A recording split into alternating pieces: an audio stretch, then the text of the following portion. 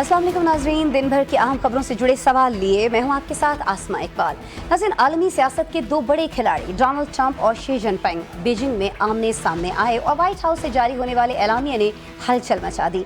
इस मुलाकात का मरकज़ जहां आलमी मईशत थी, वहीं आबनार हॉर्मस और ताइवान के हसास मामलात ने इस बहस को एक नया रुख दे दिया है। मुलाकात का जो सबसे बड़ा ब्रेकिंग पॉइंट था वो आबनार हॉर्मस को खुला रखने पर दोनों रहनुमाओं का इत्तेफाक था। ये इत्तेफाक खुशाइंद है, लेकिन साथ ही आबनार हॉर्मस में एक इंडियन कार्गो जहाज के डुबोए जाने की ब्रेकिंग न्यूज़ भी इसी मुलाकात के दौरान सामने आई है। दूसरी जानिब ईरान ने भी अपना पत्ता खेलते हुए ये वाज़ेह कर दिया है कि मसले का कोई फौजी हल नहीं है। ब्रिक्स की वज़राए ख़ारिजा जो कॉन्फ्रेंस है उसमें ईरानी वज़ीर ख़ारिजा अब्बास इराक़ची का कहना यह था कि आबनार हॉर्मस की सलामती ईरान के साथ हम आहंगी से ही मुमकिन है।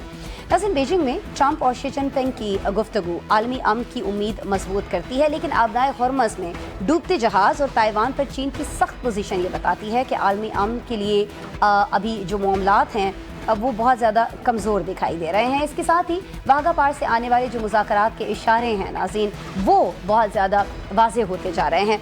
भारतीय खुफिया एजेंसी रॉ के जो साबिक चीफ हैं AS डॉलर और बीजेपी के मदर पार्टी RSS के जो जनरल सेक्रेटरी दत्तात्रेय होसबाले और साबिक भारतीय आर्मी चीफ मनोज नरवा ने पाकिस्तान से मुज़ाकरात की बात की है और जाहिर है कि पाकिस्तान ने इसका खैर मकदम किया है। लेकिन ये जो सारा बदलता मंजरनामा है, इसमें क्या ये मुमकिन है कि पाकिस्तान अब भारत से वो तमाम मुतालिबात अपने मनवा सके जिस पर भारत हमेशा से हठधर्मी का मुजाहरा करता आया है? ख़ास तौर पर मसला कश्मीर जो है या इंडस वाटर ट्रीटी के हवाले से कुछ मामला जो है बेहतर हो सकते हैं।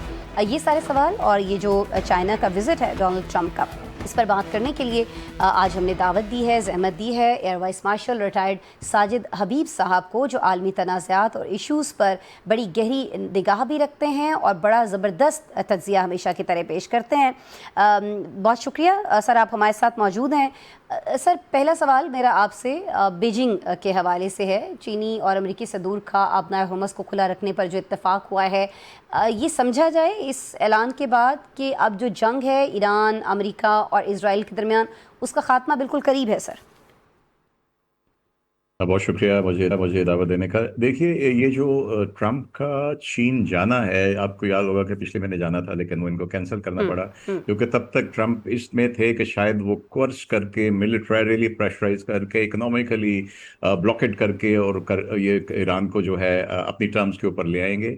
और तब तक इन्होंने, आप देखिए कि वहाँ पे विजिट कैंसिल किया, पोस्टपोन किया और अब गए हैं। मेरे नज़दीक अब ये जाना ही एक पॉजिटिव इंडिकेशन है, बहुत ही मुस्बत ये इशारा है कि इसके बाद जब इनकी कल जो भी जॉइंट स्टेटमेंट आएगी, मुझे उम्मीद है कि वो बड़ी मजबूत होगी और उसका ईरान के सारे तनाज़े के ऊपर, जिसके सबसे मैं कहता हूँ कि बीइंग अ नेबर असर हमारे ऊपर भी हुआ है, और फिर हम एक सालिस के तौर पे भी पूरी लाइमलाइट में रहें। तो एक इसका पॉजिटिव आउटकम जॉइंट स्टेटमेंट का अगर जैसे निकलती है तो उसका इम्पैक्ट डेफिनेटली ईरान के इस तनाज़े के ऊपर होगा, क्योंकि अगर मिलिटरीली ट्रम्प ये अचीव कर सकते नेतन्याहू के साथ मिलके, तो ये शायद कभी भी नहीं जाते।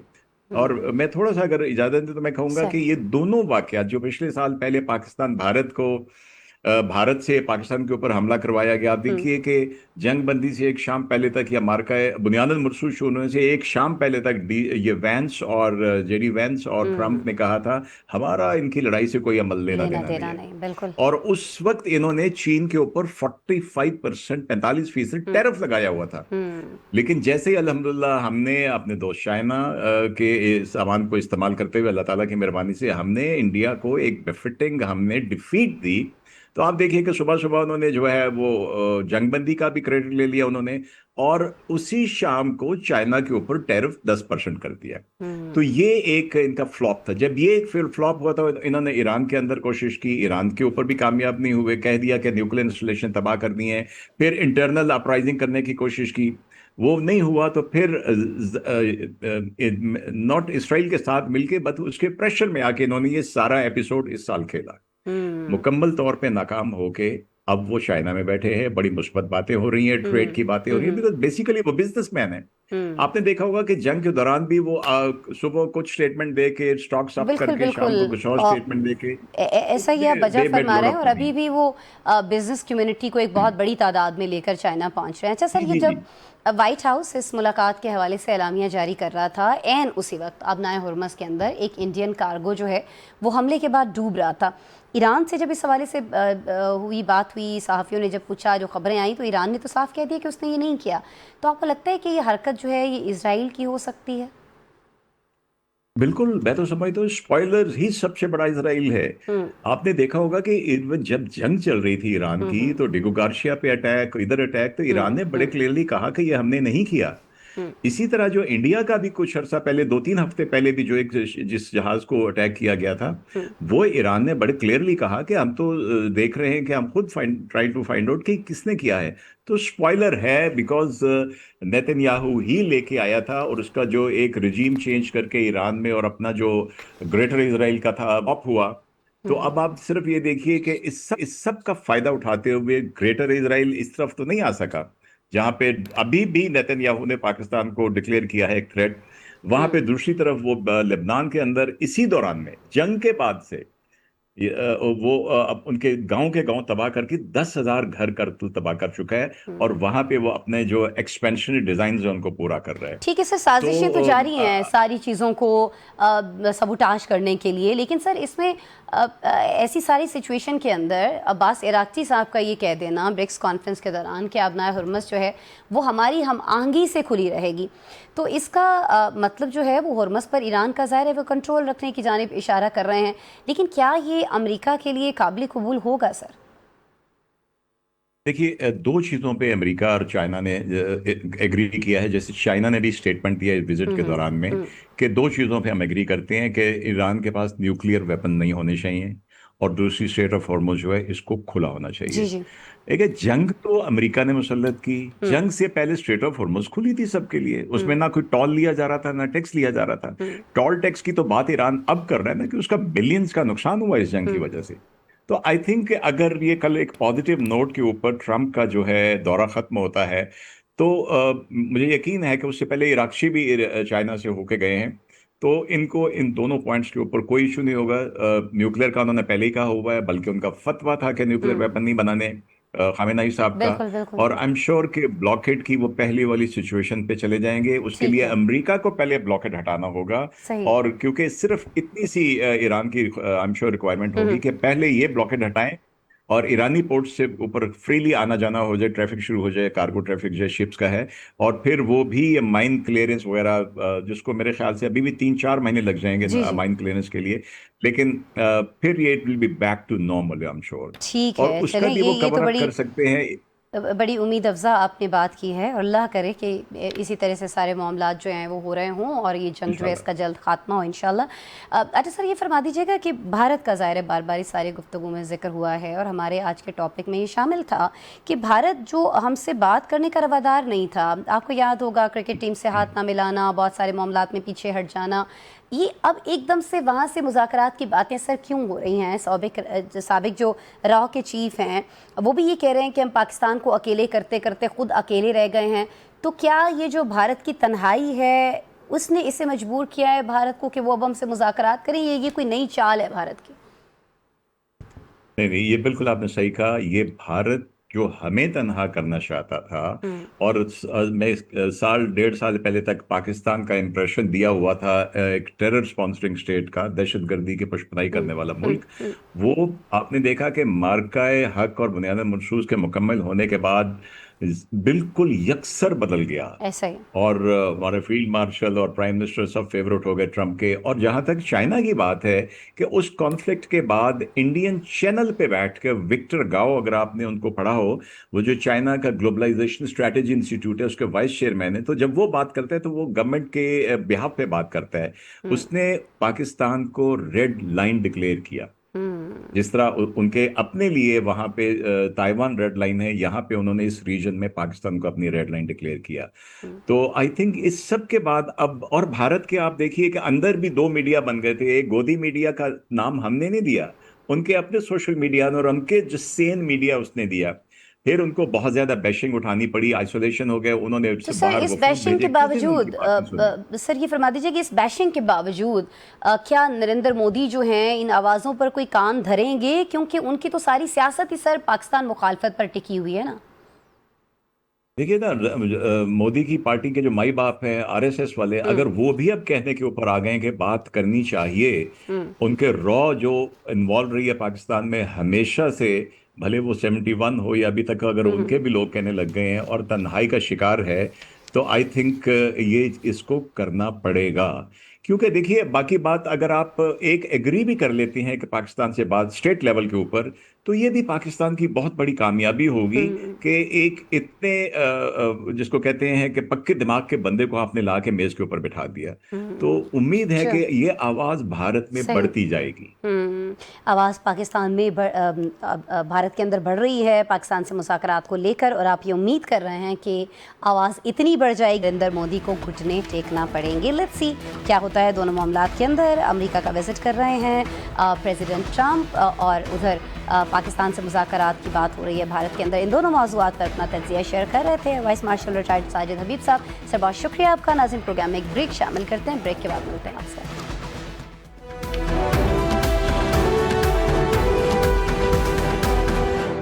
वेलकम बैक नाज़रीन। अब हम बात करने जा रहे हैं मुल्क की जमहूरी सरहदों में मैदानी सियासत की, जहां मौसम कोई सा भी हो, दर्जा हरारत गिरने का नाम नहीं लेता है। सियासत के मौसमों पर नजर रखने वाले तज्जियाकार इस हब्सज़दा मौसम को मईशत के लिए खतरनाक करार देते आ रहे हैं, और मईशत से जुड़े माहिरीन मुसलसल खबरदार कर रहे हैं कि ये टेम्परेचर माशी नमू को जलाकर राख कर सकता है। इस खतरनाक सूरत हाल में हुकूमत और अपोजिशन को वर्किंग रिलेशन में आना ही पड़ेगा, लेकिन हो ये रहा है कि न्यूज़ चैनल्स के टॉक शोज़ में हुकूमत और अपोजिशन इस ज़रूरत से इनकार भी नहीं करते और मिलने का इकरार भी नहीं करते। दोनों ही एक दूसरे को रुकावट करार दे रहे हैं। पीटीआई के जनरल सेक्रेटरी सलमान अकरम राजा की जानिब से बानी पीटीआई की एक आंख की बिनाई ज़ाया हो जाने के बयान ने अपोजिशन के दरमियान फासले मजीद बढ़ा दिए हैं। राजा साहब के मुताबिक अब बस सड़कों पर आना ही ऑप्शन बचा है। इससे पहले भी पीटीआई मुसलसल अपने कारकुनों को ये रास्ता दिखाती आ रही है, लेकिन बात बनकर नहीं दे रही है। ये बात हुकूमत के लिए बाइसे इत्मीनान तो हो सकती है, लेकिन सियासी अदम इस्तेहकाम से मुतासिर मईशत के लिए नहीं। मांगे तांगे की मईशत अपोजिशन का नहीं, पाकिस्तान का मसला है कि हर पाकिस्तानी 3.25 लाख रुपयों का मकरूज है। आज ही नेशनल अकाउंट्स कमेटी ने रवा माली साल के लिए जीडीपी में इजाफे का हदफ कम करके 3.7% जीडीपी ग्रोथ की मंजूरी दी है। इस सारे मामले पर हमारे साथ बात करने के लिए, पीटीआई के मौक़िफ़ को जानने के लिए हमने राबिता किया है, इनफैक्ट मधु किया है। हमारे साथ स्टूडियोज़ में मौजूद हैं वज़ीर आला KP के मुआविन ख़ुसूसी हैं इत्तलात के लिए शफ़ी जान साहब। बहुत शुक्रिया शफ़ी साहब, आप तशरीफ़ लाए।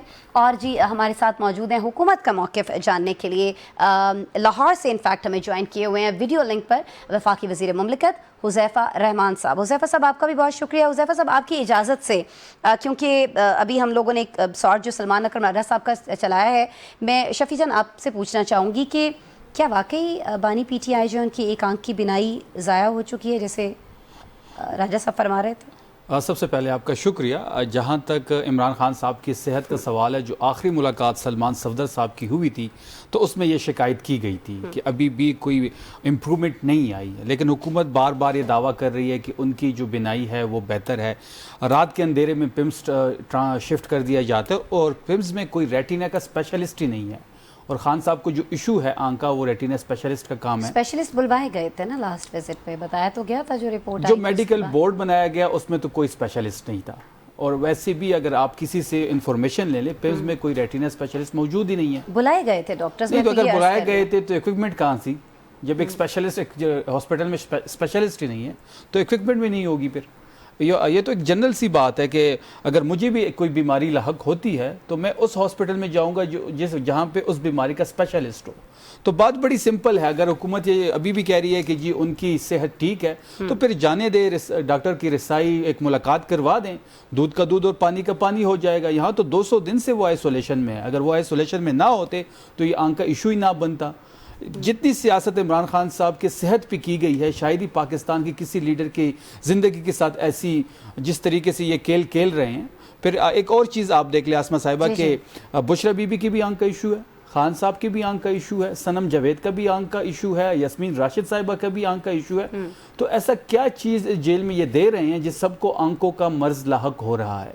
ये बड़ी ही खतरनाक बात है।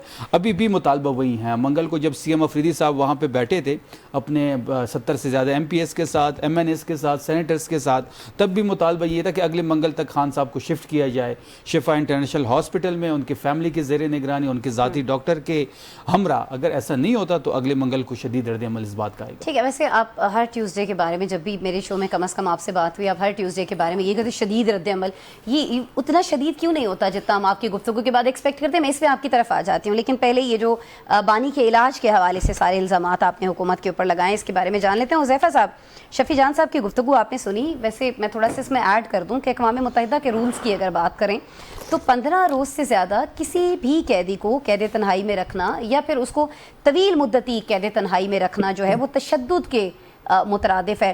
तो फिर तो सलमान अकरम राजा साहब सही कह रहे हैं ना कि आप तशद्दुद कर रहे हैं, क्योंकि इमरान खान साहब तो कोई 4 महीने होने वाले हैं कैद तन्हाई में। हुज़ैफा साहब जी, बहुत शुक्रिया मिस आसमा। एक तो मैं गुजारिश करूंगा कि बिल्कुल सलमान अकरम राजा साहब एक सीनियर कानूनदान हैं, लेकिन अनफॉर्चुनेटली वो तहरीक इंसाफ का भी हिस्सा हैं, तो इसलिए उनकी जो क्रेडिबिलिटी है वो मशकूक हो जाती है जब कोई शख्स अपनी प्रोफेशनल कॉम्पिटेंस के साथ साथ किसी सियासी जमात से भी जुड़ा हुआ हो। पहली बात तो ये, बानी तहरीक इंसाफ को बिल्कुल कैद तन्हाई में नहीं रखा गया। कैद तन्हाई का मतलब ये होता है कि किसी शख्स को आप किसी भी हवालात में बंद कर दें और वो ना किसी को मिल सके, ना सूरज देख सके, ना उसको दिन का पता हो, ना रात का पता हो। बानी तहरीक इंसाफ को तो एक नहीं 2 मुशक्कती दिए हुए हैं।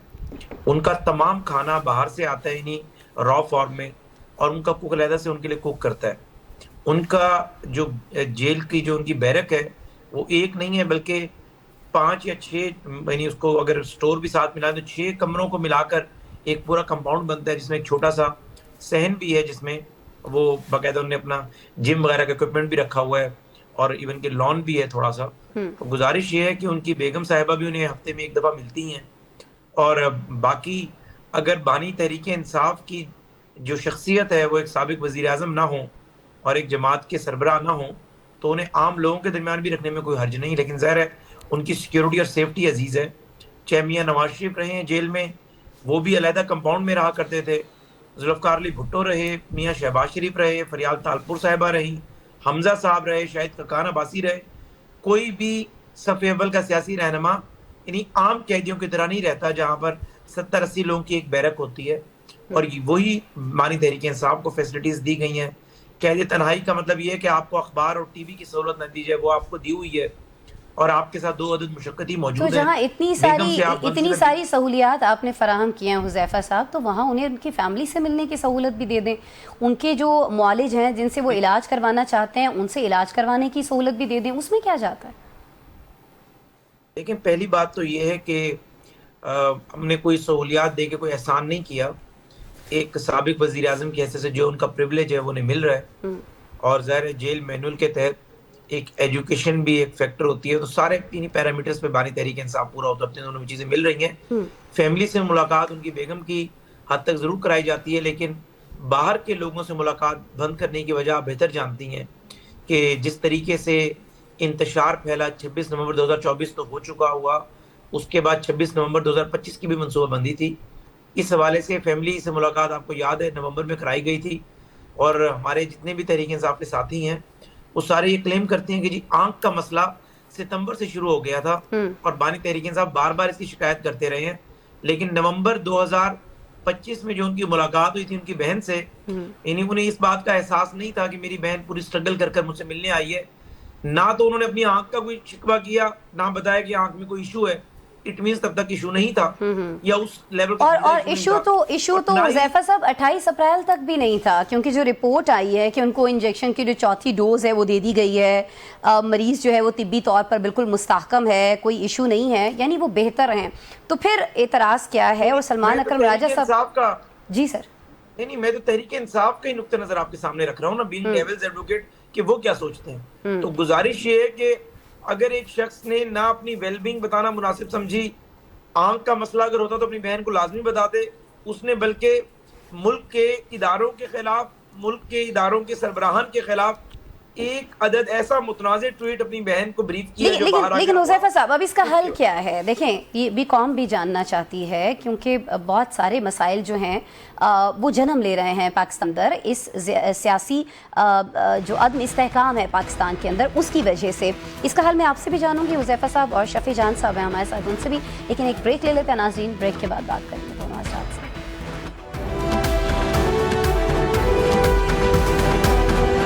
वेलकम बैक जी। हुज़ैफा रहमान साहब हमारे साथ तशरीफ रखते हैं, शफी जान साहब हैं। हुज़ैफा रहमान साहब की गुफ्तगू आपने सुनी। ब्रेक पर जाने से पहले वो कह रहे हैं कि जो सिचुएशन बताई जा रही है बानी की सेहत को लेकर, वैसा कुछ नहीं है।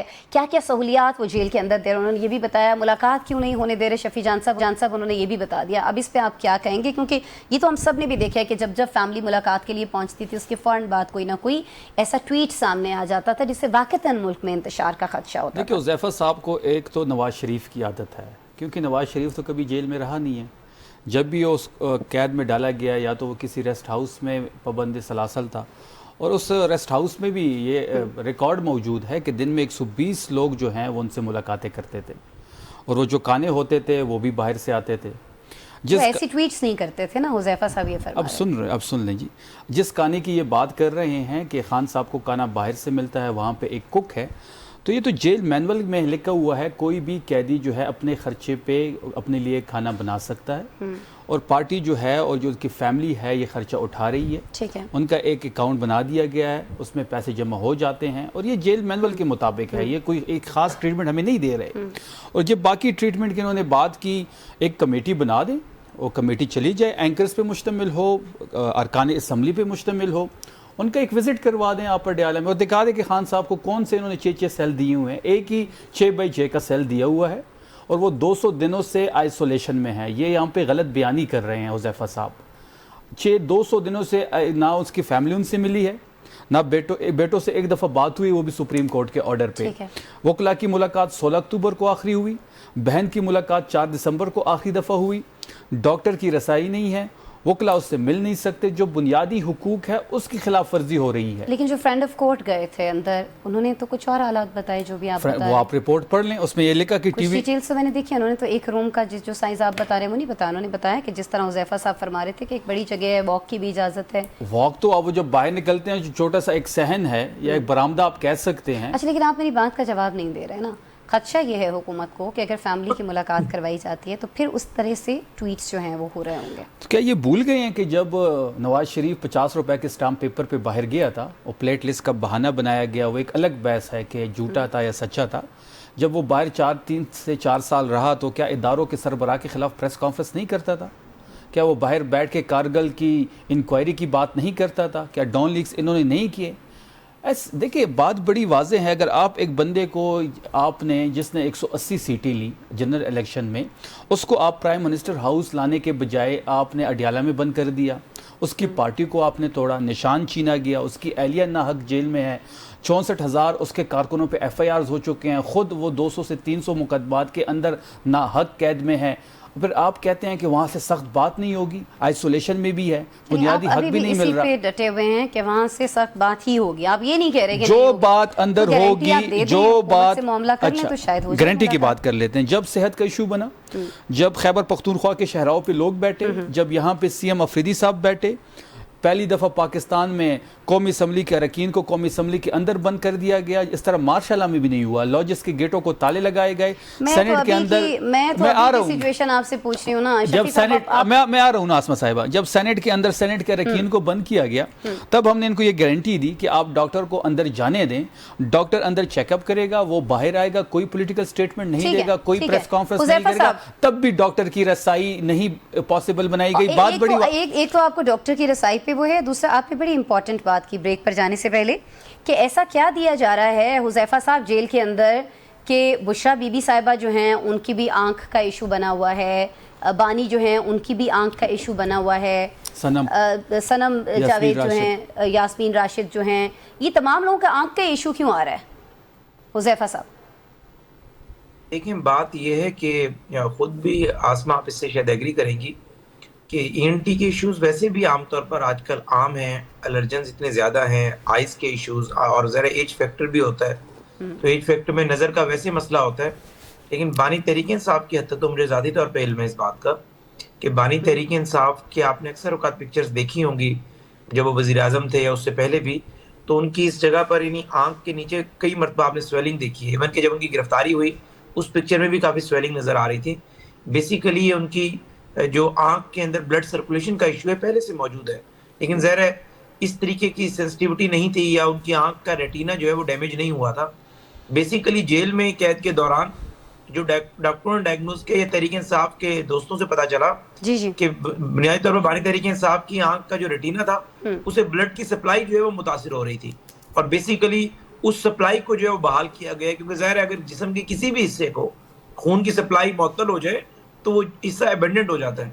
तो बात एक तो ये बानी तहरीक इंसाफ की ज़ाहिर एज भी 75 है, अगर 75 में बेनाई की या छोटे मोटे इश्यूज भी ना हो, हाँ ये जरूर है कि ज़ाहिर जेल की अपनी एक सख्ती होती है, आपको रिट्स कर्टन में बंद कर दें जेल जेल ही होती है। ठीक हो गया। अच्छा, आप एज फैक्टर की बात करें ना, देखिए सनम जावेद का तो एज फैक्टर नहीं है ना, तो उनके साथ ये क्यों इशू आ रहा है, जैसे अभी शफी साहब ने फरमाया। दूसरा मुझे हुज़ैफा साहब ये फरमा दें कि एक चीज जो बड़ी, मुझे नहीं पता हुज़ैफा साहब बड़ी इजीली जो एक चीज सुलझ सकती है, एक मीटिंग से सुलझ सकती है या चंद मीटिंग्स के अंदर सुलझ सकती है, आप लोग क्यों नहीं कदम बढ़ा लेते? क्यों वज़ीर आज़म जो हैं वो अपोजिशन लीडर से नहीं मिल लेते हैं और इस पर बात नहीं कर लेते हैं? क्योंकि देखें सिर्फ पाकिस्तान के अंदर नहीं बल्कि इंटरनेशनल मीडिया को भी आप लोग मौका दे रहे हैं इस तरह से कि वो पाकिस्तान के ऊपर, खासतौर पर आपकी हुकूमत के ऊपर तनकीद करें कि आपने एक साबिक वज़ीर आज़म को कैद तन्हाई में रखा हुआ है। शुक्रिया। गुजारिश ये है कि अपोजिशन लीडर की बिल्कुल मुलाकात वज़ीर आज़म साहब से एक्सपेक्टेड है और मुमकिन है कि जो अभी करंट सेशन चल रहा है इस दौरान अपोजिशन लीडर की वज़ीर आज़म साहब से मुलाकात भी हो जाएगी। पहली बात तो ये है। और जो बात आपने की कि एक मुलाकात बानी तहरीक इंसाफ की कराकर या 2 मुलाकातें या 1 दर्जन मुलाकातें कराने से मसला हल हो सकता है, ऐसा नहीं है। गुजारिश ये है कि 2 साल तक बानी तहरीक इंसाफ की मुलाकातें बहाल रहीं, उनकी फैमिली से, उनके वकला से, उनके सियासी कॉलीग से, लेकिन उसके जवाब में जो कुछ बानी की तरफ से हुआ, देखिए वो फिर आप पुरानी उस चीज पर आ गए ना। मैं तो उन सब चीजों के होने के बावजूद कह रही हूँ कि एक मौका और दिया जा सकता है, बात की जा सकती है। लेकिन चलें, आपने एक अच्छी खबर दी है कि अब ये जो मौजूदा ये जो सेशन चल रहा है इसमें मुलाकात हो सकती है। एतमाद का फुकदान है, ठीक है, दोनों तरफ एतमाद का फुकदान है। ये क्यों है, ये क्यों है शफी साहब? आप एतमाद का जहाँ तक दोनों को इकदामात करने हैं ना, आप एहतजाज की बात करते हैं और मजे की बात ये है कि वो एहतजाज भी आप सही तरह से देखिए। एतमाद की फुकदान की बात हुज़ैफा साहब ने की तो बिल्कुल एतमाद का फुकदान है, क्योंकि हमने जब भी इमरान खान साहब के बारे में इस हुकूमत से बात की हमने इनको बेख्तियार पाया है। अगर आप इनके प्राइम मिनिस्टर से बात करें तो वो कहते हैं मैं पूछ के बताता हूँ। चीफ जस्टिस को कॉल कर गई, उसका जवाब नहीं आया। सीएम को ख़त लेकर गया, कोई जवाब नहीं आया। FIRs की हम बात करते हैं तो ये बेख्तियार पाए जाते हैं। तो बात तो बड़ी वाज़ेह है कि इस हुकूमत के पास इख्तियार में कुछ नहीं है, ये सिर्फ 17 सीटों पर जीत के। बात क्यों करना चाहते हैं इनसे?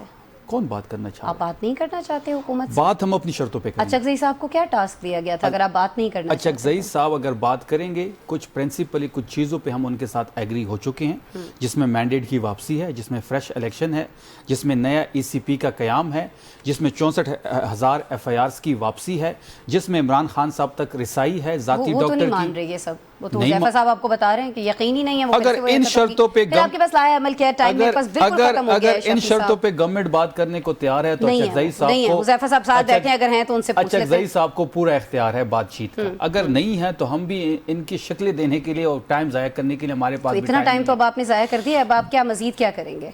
क्या अभी आपका बेहतर बात बड़ी वाज़ेह है, ऐसा कोई लाहे अमल करेंगे कि बात रसाई मिले आपको? बात बड़ी वाज़ेह है कि मजम्मत होगी तो मफामत का रास्ता खुलेगा। तमाम तर इख्तियार तहरीक के हवाले से खान साहब ने अचकज़ई साहब को दिया है, वो जो भी फैसला करेंगे तहरीक इंसाफ उसको बैक करेगी। वो तो मुलाकात का वेट कर रहे हैं कि वज़ीर आज़म साहब से मुलाकात हो जाए। लेट्स सी उस मुलाकात के बाद क्या होता है और होती भी है कि नहीं, लेकिन हुज़ैफा साहब फरमा रहे हो रही होगी। हुज़ैफा साहब शुक्रिया सर, आपने वक्त निकाला, लाहौर से आप हमारे साथ वीडियो लिंक पर मौजूद रहे। शफी जान साहब आप स्टूडियो से तशरीफ लाए, अपनी मसरूफियात के बावजूद आपके वक्त के लिए शुक्रिया। नाज़रीन मंडे को मिल रहे होंगे हम आपसे दोबारा, ख्याल रखिएगा।